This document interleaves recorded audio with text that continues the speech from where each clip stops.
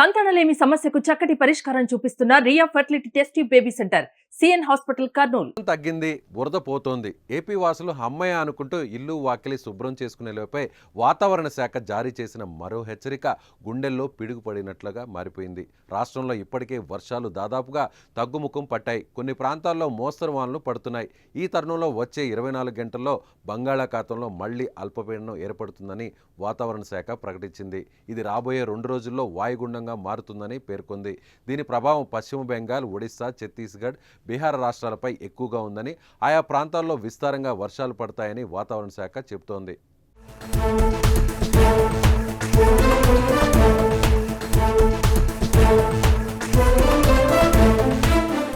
ఏపీపై ఈ అల్పపీడన ప్రభావం స్వల్పంగానే ఉన్నా రాబోయే 3 రోజులు మోస్తరు వర్షాలు కురుస్తాయని వాతావరణ శాఖ అధికారులు చెబుతున్నారు. ఈ నెల 20 నుంచి అక్టోబర్ మొదటి వారం వరకు కోస్తా జిల్లాల్లో భారీ వర్షాలు కురిసే ఛాన్స్ ఉండొచ్చన్నారు.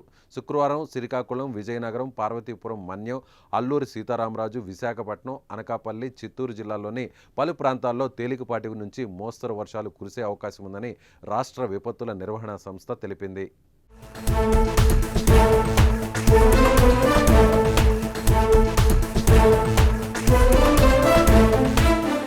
తెలంగాణలోనూ వర్షాలు గణనీయంగా తగ్గుముఖం పట్టాయని హైదరాబాద్ వాతావరణ కేంద్రం తెలిపింది.